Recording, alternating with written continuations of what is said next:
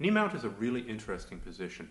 It doesn't really have much of an analog in other competitive grappling arts like judo or sambo or freestyle wrestling, but you do see it in old jiu-jitsu manuals. So maybe those guys way back then knew something that we don't today. But Brazilian jiu-jitsu uses it a fair bit.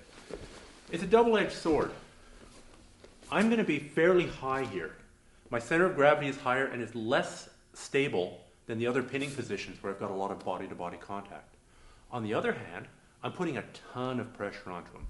It's hard for him to breathe, and maybe he'll do something stupid and give me the submission. So that's typically how it's used, to put pressure on your opponent, to make him do something stupid, or as a transition to another position, like mount. It's also worth noting that from a self-defense point of view, this is a really good position. If I'm here, I'm pinning him, I'm controlling his arm so he can't hit me in the groin, I'm making his life miserable, and I see 3 of his friends coming, I can disengage and run away pretty fast. Whereas if I went to another position that might even be better, like, I don't know, let's say rear mount here. I'm here, I'm in rear mount, I've almost got the choke, I've almost got him unconscious, and 3 of his friends come, and now he drives his weight back on top of me. It could take me a couple of seconds to disengage from here. You know, it would be an added step before I could bolt and run. So from a self-defense point of view, I think knee mount is really useful. Also, from an MMA point of view, this is probably the most powerful way that you can hit your opponent. Even more powerful than in mount, which we'll get to in a second. You can really drop a ton of weight down because you're so upright. So it's a very powerful position for putting weight onto your opponent and for hitting, and useful in a self-defense context too.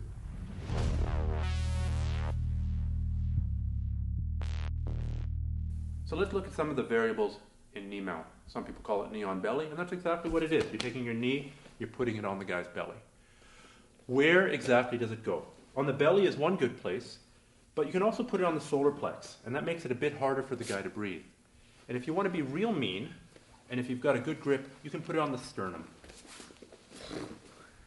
Be careful when you do that. You can break the ribs where they attach into the sternum, so save that one for somebody that you really don't like. The other place where you can put your knee and your shin is right across his hips, not high, but low. The reason you might go here is supposing you're going high and the guy's got really flexible legs and he's always bringing them up and he's always harassing you with them.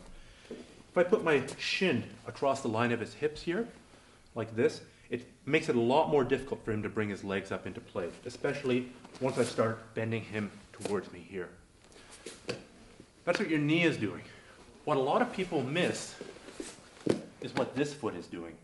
If I'm here and putting all my weight on my ball of the foot, there's no weight going on to Don. He can still talk fairly normally.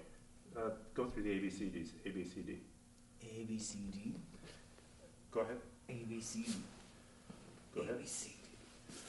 See, as I lift this foot off the ground, it becomes harder and harder for him to talk. So you can either lift that off the ground or wrap it around his buttocks here. That cuts down on some of the other room that he can use to escape. Now, the single biggest 2 mistakes that people make when they're doing knee mount, come back here please, is they'll stay down on this top knee. Turn a bit more. They're trying to do knee mount like this. Generally speaking, this is not knee mount. This foot has to be up. This foot has to be up and bent, and this foot floats around to adjust to his weight. This is mistake number 1. Mistake number 2 also has to do with this leg. There's way too much weight on this leg. Again, I want 90% of my body weight, so I'm 200 pounds, I want about 180 pounds of that going onto him through my knee. I want it to be difficult for him to talk.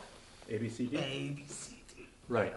If I've got all my weight on this foot here, ABCD. he can talk, no problem. And also that makes this foot heavy and difficult to adjust. Whereas if most of the weight's on here, I can float here. I can float and I can adjust.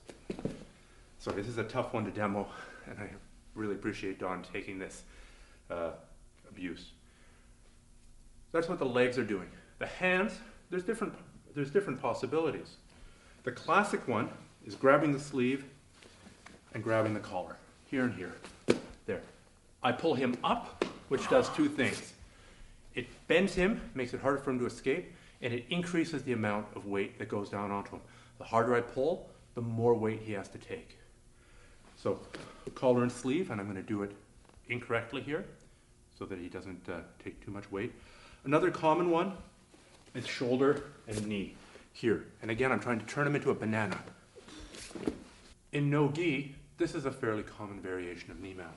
Because of course you don't have the pants and the lapel to grip onto. Come under the head, come under the arm, put the knee on the belly, and then post up like this, here. Your body isn't as upright as it normally is, but you're still putting a lot of pressure onto him.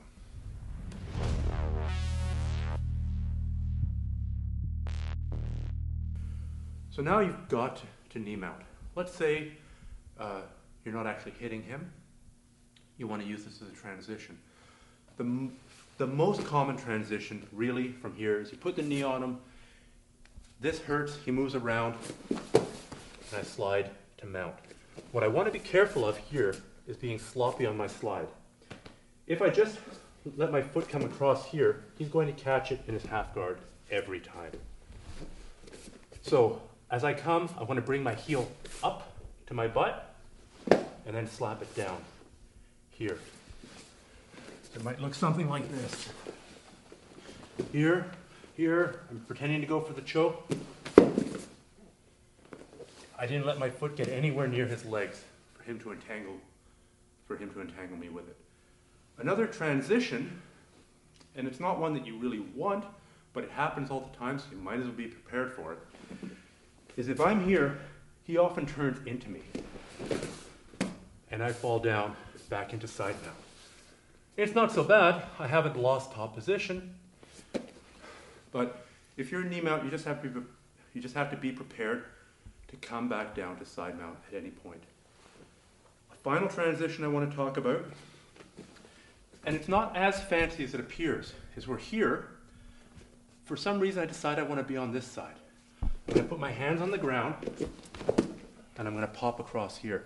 Again, watch how high this foot comes. I'm not sloppy in it. I don't want him to catch that foot. We're there. So you can practice going back and forth, and that's useful to adjust to his movements as he's moving around when you have him pinned.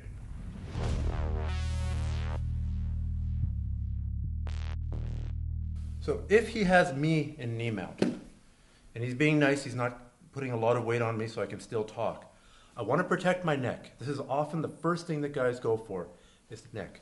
So I want to keep my elbows in and protect here. It's almost like the Home Alone scream, here. I also want to avoid doing several things. I don't want to put my hand on this knee, because as you see, he can go underneath it and go for an arm bar.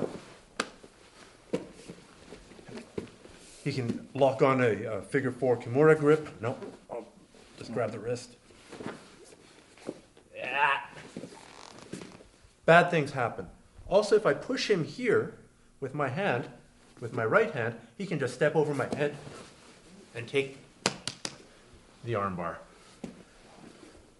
So, if I can't push here, and I can push here, what are my options? Well, I want to keep them in. If I do end up pushing there, I want to pop very, very quickly. I want to go here and then come back. If I leave the hand there, it'll get in trouble.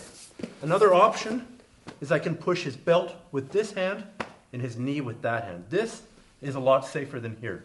It doesn't feel as natural, but here I can keep him away and escape my hips out, and then he gets me in side mount. Now I go to my side mount escapes. One thing you can do to make it a little bit harder, come back to side mount please.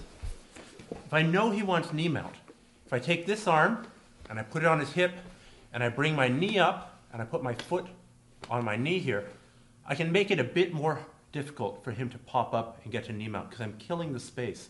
He doesn't have as much room to get that knee mount. Go ahead, please. All right, I can bring my knee up. Go away, please.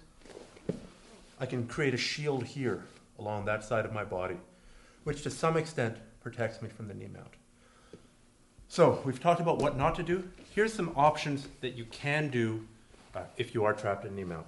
The first, like I said, is I'm going to pop him in the belly with this hand. Straighten up, please, just so I can see. Here, and in the knee here.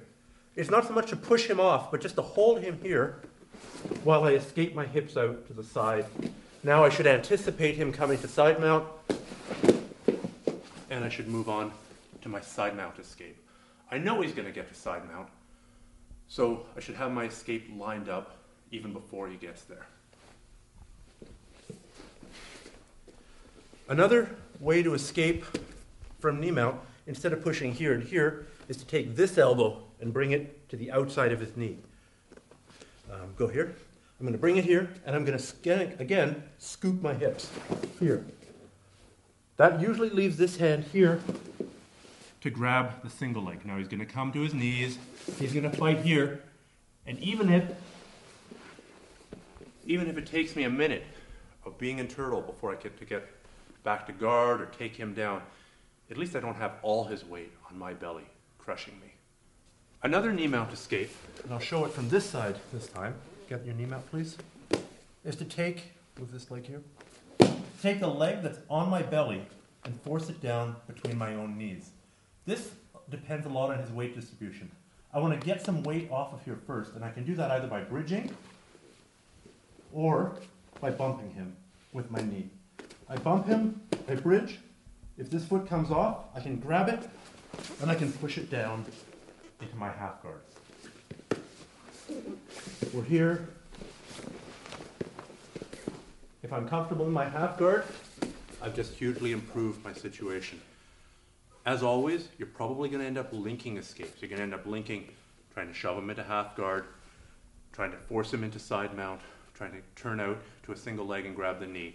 If you combine those, 1, 2, 3, 3, 2, 1, you'll eventually get out.